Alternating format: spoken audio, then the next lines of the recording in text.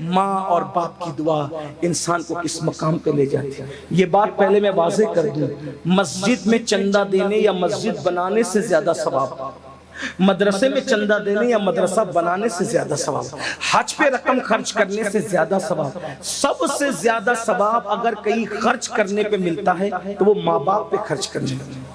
فلمیں دیکھ کر، سیریل دیکھ کر، ناول پڑھ کے، دنیا کے اس مکر اور مکروہ چہرے سے متاثر ہو کر ماں باپ کو بڑھاپے میں صدمے دینے والوں، ماں باپ کے ساتھ بغاوت کرنے والوں، ماں باپ کے ساتھ غداریاں کرنے والوں، ماں باپ کو گالیاں دینے والوں، آنکھیں نکال نکال کر ماں باپ کو دیکھنے والوں، ماں باپ کو دکھ دینے والوں، ماں باپ کو گھروں سے نکال کر کبھی بہنوں کے یہاں کبھی بھائیوں کے یہاں پہنچانے والوں، ماں باپ کو چھوڑ کر سسرال میں گھر بسانے والوں، ماں باپ سے خرچہ روک کر مسجد مدرسوں میں اور نیک کام میں چندے دینے والوں، غور سے سن لو اور کان کھول کر کے سن لو، کچھ یاد رہے نہ یاد رہے، گفتگو کا یہ حصہ ضرور یاد رکھنا۔ اللہ کے رسول صادق و مصدوق مصطفیٰ جان رحمت صلی اللہ علیہ وآلہ وسلم فرماتے ہیں، اگر کوئی بندہ شہید بھی ہو جائے اور ماں باپ اس سے ناراض ہو یا دونوں میں سے کوئی ایک ہی ناراض ہو تو بھی شہادت کے بعد بھی اس کو جنت نہیں مل سکتی۔ اللہ،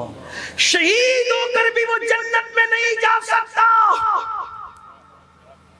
یہ ماں باپ شہید ہو کر بھی جنت نہیں ملے گی اگر ماں باپ ناراض ہیں۔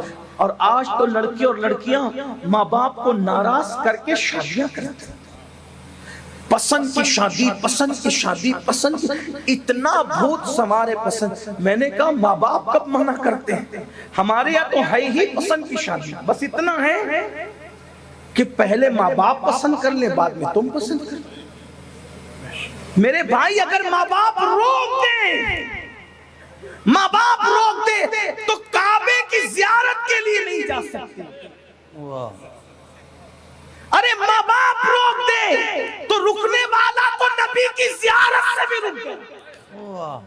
ماں کے روکنے پہ رکنے والا نبی کی زیارت سے رک گیا، لیکن کسی نے اس کو تان نہیں کیا کہ اویس اتنا بڑا عاشق تھا، ارے نبی کی زیارت سے تو رک گیا، گمنام ہو گیا، مرتبہ کم ہو گیا، یہ ہو گیا، وہ ہو گیا، وہ ہو گیا۔ نہیں، ماں کے کہنے پہ نبی کی زیارت سے رکے ہیں تو خدا نے ماں سے وفا کی وجہ سے وہ مقام عطا کیا ہے کہ سب نبی سے دعا کروا رہے ہیں، اور نبی صحابہ کو بھیج کر اویس کرنے سے امت کے لیے دعا کر۔ سبحان اللہ، سبحان اللہ، سبحان اللہ۔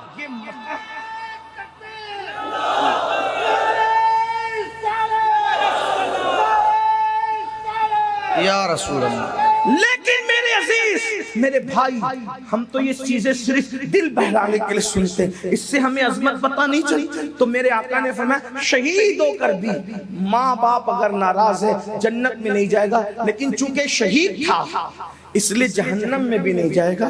جنت اور جہنم کے درمیان ایک مقام ہے جس کو مقام اعراف کہتے ہیں۔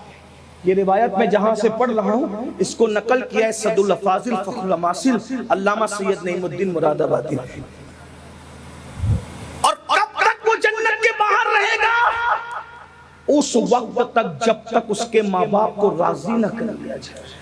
اگر ماں باپ راضی ہوئے تو ٹھیک، ورنہ وہ شہید ہو کر جنت نہیں مل سکتی۔ تو شرابی ہو کر کے ماں باپ کے غدار کو جنت کیسے ملنا ہے؟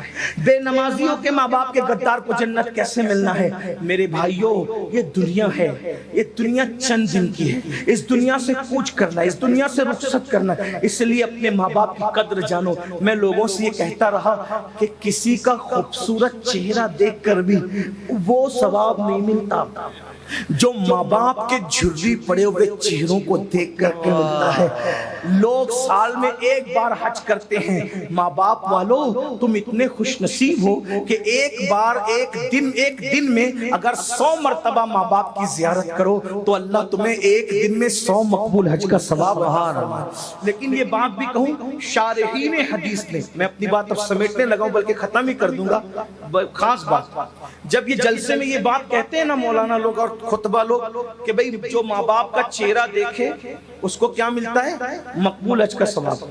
لیکن پھر اس میں سب سمجھتے ہیں کہ میں تو ماں باپ کو خرچہ نہیں دوں گا دوا کھانے کا، گالیاں بھی دوں گا، مسجد کے زینے پہ بٹھا کے بھیک بھی منگواؤں گا، اور گھر جا کے جلسے کے بعد ماں کو دیکھوں گا مسکرا کے منافقانہ انداز میں، جیسے ایئر ہوسٹس مسکراتے ہیں اس طرح، مجھے مقبول حج کا ثواب مل جائے گا۔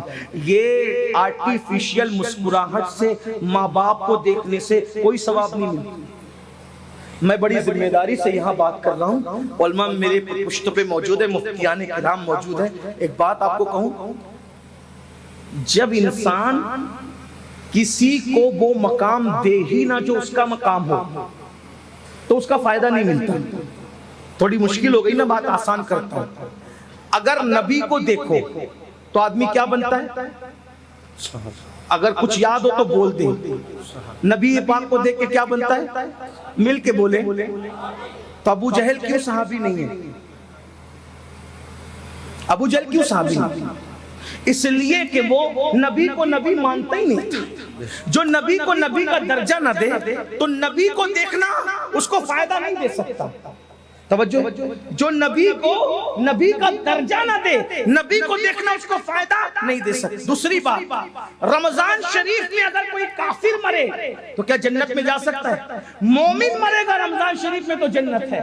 کافر رمضان شریف میں مرا تو جنوری میں مرنا اور رمضان شریف میں مرنا اس کے لیے برابر ہے، کیونکہ اس نے رمضان شریف کو کبھی رمضان شریف مانا ہی نہیں۔ تو جس نے رمضان شریف کو رمضان شریف کا درجہ نہیں دیا، اس کو رمضان شریف کی برکت نہیں مل سکتی۔ نبی کو نبی کے درجے پہ نہیں مانا تو اس کو وہ مقام مل سکتا ہے؟ نہیں مل سکتا۔ ابو جہل کو ملا، ابو لہب کو ملا، عتبہ کو ملا، شیبہ کو ملا۔ ارے بھائی، جب نبی کے مقام کو نبی سمجھ کر کے اس نے نہیں دیکھا، وہ مقام نہیں دیا، تو نبی کو دیکھنا اس کو فائدہ نہیں پہنچایا۔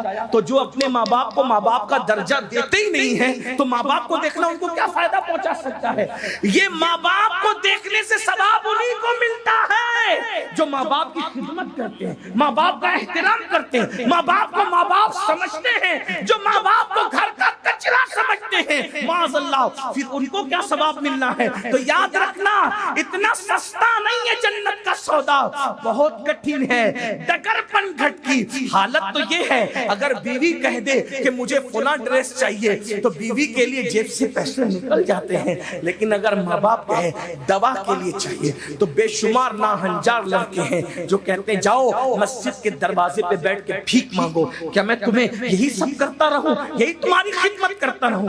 نہیں میرے بھائی، یاد رکھنا، ایک شخص آ کے کہتے ہیں یا رسول اللہ، اللہ تو نظر نہیں آتا، پھر ہمیں کیسے پتا چلے کہ اللہ راضی ہے کہ ناراض ہے؟ میرے آقا نے فرمایا گھر جا اور جا کر دیکھ، اگر تیرے ماں باپ تجھ سے راضی ہے تو اللہ بھی راضی ہے، اور ماں باپ ناراض ہے تو اللہ بھی ناراض ہے۔ اخیر میں مجھے ایک بات یاد آتی ہے، ماں اور باپ کی دعا انسان کو کس مقام پہ لے جاتی ہے۔ یہ بات پہلے میں واضح کر دوں، مسجد میں چندہ دینے یا مسجد بنانے سے زیادہ ثواب، مدرسے میں چندہ دینے یا مدرسہ بنانے سے زیادہ ثواب، حج پہ رقم خرچ کرنے سے زیادہ ثواب، سب سے زیادہ ثواب اگر کہیں خرچ کرنے پہ ملتا ہے تو وہ ماں باپ پہ خرچ کرنے پہ، ماں باپ پہ خرچ کرنے سے زیادہ ثواب۔ بلکہ آقا فرماتے ہیں اگر کوئی دولت مند بننا چاہے تو ہر نماز کے بعد اپنے ماں باپ کے لیے دعا کیا کرے۔ جو ہر نماز کے بعد ماں باپ کے لیے دعا کرے گا اللہ اس کی عمر بھی بڑھائے گا، اس کا مال بھی بڑھائے گا۔ صرف ان کے لیے دعا کر دو تو یہ ہے، اللہ اکبر، ان کی خدمت کرو تو کیا نہیں، خدمت کرو۔ اچھا کچھ لوگ یہاں بیٹھ کر کے ابھی پھول رہے ہوں گے کہ میں تو خدمت کرتا ہوں نا حضرت، تو کیا خدمت کرتے ہیں بھائی؟ کیا خدمت؟ روٹی دے دی، کپڑا دے دیا، مکان دے دیا، میں خدمت کرتا ہوں۔ بڑی معذرت کے ساتھ میں تھوڑا صوفیہ کے نقش قدم پہ چل کر، چشتیوں کے نقش قدم پہ چل کے تھوڑی نرم گفتگو کرنے کا عادی ہوں۔ ایک بات آپ کو کہوں، ایک بات آپ کو، اگر اپنے ماں باپ کو روٹی کپڑا مکان دیتے ہو تو لوگ یہ تو کتوں کو بھی دے دیتے ہیں۔ روٹی تو دروازے پہ پڑے ہوئے کتے کو بھی لوگ دیتے، روٹی کپڑا تو دروازے پہ بیٹھے ہوئے فقیر کو بھی دیتے، بھیک منگوں کو بھی دیتے۔ تو ماں باپ کی خدمت کا مطلب کیا ہے؟ یہی تو سب سے بڑا رونا ہے کہ ہم نے دین ہی نہیں سیکھا، نہ اللہ کی شان سمجھے، نہ رسول کی شان سمجھے، نہ صحابہ کی سمجھے، نہ اہل البیت کی سمجھے، نہ ماں باپ کی سمجھے، نہ بھائیوں کی سمجھے، نہ بیوی کی سمجھے، کچھ نہیں سیکھا۔ بس سیکھا تو صرف دوسروں کا معاملہ دیکھنا، دوسروں کے معاملات پہ نظر رکھنا یہ سیکھا، گناہ کرنا سیکھا، جرائم کرنا سیکھا، غفلت سیکھا۔ سنو ماں باپ کی خدمت کیسے کی جاتی ہے اس کو سمجھو اور بات پوری ہوتی ہے۔ میرے امام اور ہم سب کے امام سیدی اعلیٰ حضرت امام احمد رضا خان محدث بریلوی ماں باپ کی عظمت بیان کرتے ہوئے کہتے ہیں کہ ماں باپ سے گفتگو کا طریقہ یہ ہے کہ پہلے ان سے اجازت لو پھر بات کیا کرو۔ بغیر اجازت تم اپنے ماں باپ سے بات نہیں کر سکتے۔ اب ہاتھ مت اٹھانا، کسی کو رسوا کرنا مقصود نہیں ہے۔ کتنے لوگ ہیں جو اس طور پہ ماں باپ سے بات کرتے ہیں کہ پہلے اجازت لیں پھر بات کریں؟ کوئی نہیں۔ کچھ تو ایسے ہوں گے کہ جن کو معلوم بھی نہیں ہوگی، کیونکہ ہم نے مسلک اعلیٰ حضرت کا مطلب صرف ایک نقطہ سمجھا کہ اعلیٰ حضرت نے گستاخ رسول کو کافر کا، بس یہی اعلیٰ حضرت ہے۔ اعلیٰ حضرت نے بالکل کہا، لیکن اعلیٰ حضرت نے اور بھی چیزیں دکھائی جو ہمیں پتہ ہی نہیں، کیونکہ مسلک اعلیٰ صرف 1 پوائنٹ 2 پوائنٹ 3 پوائنٹ کا نام نہیں۔ انہوں نے جو باتیں پیش کی سب سناخوں پہ، لیکن انہوں نے یہ بھی بتایا کہ ماں باپ سے بات کرنے سے پہلے اجازت لو۔ یہ جتنے نعرہ لگاتے کون ہے اس میں بتاؤ جس پہ عمل کرتے؟ اس کا مطلب ہمیں پورا مسلک اعلیٰ حضرت بھی نہیں پتا ہے۔ اسی مسلک اعلیٰ حضرت میں تو یہ بھی ہے، ابھی علامہ مفتی صاحب فرما رہے تھے متعید رہو، سیدی اعلیٰ حضرت فرماتے ہیں کسی سنی کو بے وقوف بھی نہ کہا کرو، یعنی اتنا سا لفظ بے وقوف بھی کسی سنی کو نہ کہا کرو، یہ حرام ہے۔ اور کسی نے کہا حرام وہ کیسے ہو سکتا ہے، بے وقوف تو کوئی بھی کسی کو کہہ دیتا ہے، لیکن تو کہا کہ جب تم سنی کو بے وقوف کہتے ہو تو اس کا دل دکھتا ہے، اور جب اس کا دل دکھتا ہے تو میرے آقا نے ارشاد فرمایا من آذا مسلمن فقد آذانی، کہ جس نے کسی مسلمان کا دل دکھایا اس نے مجھ محمد کا دل دکھایا۔ تو تم بے وقوف اس عاشق رسول کو کہتے ہو اور اس کا دل دکھاتے ہو، تو ادھر مدینے والے مصطفیٰ جان رحمت کا دل دکھتا ہے۔ یہ مسلک ہے میرے امام کا۔ میں کہتا ہوں اگر واقعی مسلک اعلیٰ حضرت پر عمل ہو جائے، جب بے وقوف بھی کہنے کی ہمت نہیں کرو گے تو ایک دوسرے پہ کیس کیوں کرو گے؟ ایک دوسرے کو مار پیٹ کیوں کرو گے؟ ایک دوسرے پہ ڈنڈے کیوں برساؤ؟ اور یہ جو مسلک اعلیٰ حضرت ہے، اعلیٰ حضرت نے کوئی گھر سے بات نہیں پیش کی۔ دیکھو کتنی بڑی دلیل پیش کر دی حدیث سے، من آذا مسلمن فقد آذانی، جس نے کسی مومن کو اذیت پہنچائی اس نے محمد رسول اللہ کا دل دکھایا، ان کو اذیت پہنچائی۔ کتنا محتاط رہنے کی ضرورت ہے۔ اب بتاؤ جب آپ مسلمان کا دل دکھانا نبی کا دل دکھانے کے برابر ہے، تو جو ماں باپ کا دل دکھا رہے ان کا انجام کیا ہوگا؟ یہ بھی آیا روایتوں میں، جنہوں نے ماں باپ کا دل دکھایا ڈر ہے کہ مریں گے تو کافر ہو کے مریں گے، ان کا خاتمہ کفروں پہ ہوگا، یہ خوف ہے، یہ ڈر ہے۔ اللہ کے بندو لرز جاؤ، کانپ جاؤ اور اپنے ماں باپ کے ساتھ بدسلوکی نہ کرو۔ تو امام لکھتے ہیں کہ پہلے اجازت لو، اور اجازت جب دے دے ماں باپ تو بھی ایسے ان سے بات کرو جیسے کوئی غلام اپنے آقا سے بات کرتا ہے۔ یہ طریقہ، بلکہ ماں باپ کو اگر خرچہ اور نظر بھی دو تو اپنا ہاتھ اوپر مت رکھو۔ ہمارے بزرگوں نے فرمایا اپنا ہاتھ نیچے رکھ کے ماں باپ کو نظر دیا کرو تاکہ ان کا ہاتھ ہمارے ہاتھ سے نیچے نہ ہونے پائے۔ یہ ہے ہمیں طریقہ سکھایا۔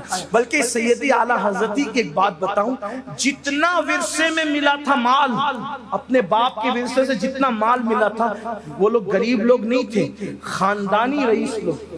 اعلیٰ حضرت کا گھرانہ خاندانی رئیس تھا، اور یہ لوگ جو ہے وہ زمیندار جاگیردار لوگ تھے۔ ہندوستان آئے تھے افغان سے تو بھی وہ بادشاہوں کے یہیں آئے تھے، اور کوئی 5000 کوئی 6000 اور اسی طریقے سے کوئی جو ہے وہ اتنے ہزار اور اتنے ہزار پر حاکم جو ہے وہ مقرر تھا، اور بڑی بڑی جاگیریں تھی۔ تو دادا کی جاگیر سے پر دادا کی جاگیر سے وہ نسلن بعد نسلن بہت ملا تھا، جتنا ملا تھا سب ماں کے پاس لے جا کے رکھ دیا کہ امی یہ سب آپ کا ہے۔ کاغذ بھی اگر خریدنا ہوتا کتاب لکھنے کے لیے تو ماں سے لے کر، قلم بھی خریدنا ہوتا ماں سے لے، ماں سے رکھا، اپنے پاس کچھ نہیں رکھا، سب ماں کو حوالے۔ اور آج تو کس کے پاس کتنی زمین ہے ماں کو بتاتے اس لیے نہیں کہ ماں کو پتا چل جائے گا کہیں دوسرے بھائیوں کو دینا، کتنی رقم ہے ماں کو بتاتے نہیں، باپ کو ماں باپ سے چھپاتے ہیں، یہ حال ہے۔ اور اس کے بعد ہم کہتے ہیں ہم تو دیندار ہیں، ہم تو دین والے ہیں۔ بڑی معذرت کے ساتھ بھائیوں ہمیں دین سیکھنے کی ضرورت ہے۔ میڈ ان انڈیا دین جو اپنے دماغ کے اندر اپنے خط سے بنا رکھا ہے اس کو دل و دماغ سے نکالو، اور جو مصطفیٰ جان رحمت دین لے کر کے آئے تھے اس دین پہ عمل کرو۔ اگر اس دین پہ عمل کرو گے تو انشاءاللہ دنیا بھی کامیاب رہے گی، آخرت بھی کامیاب رہے گی۔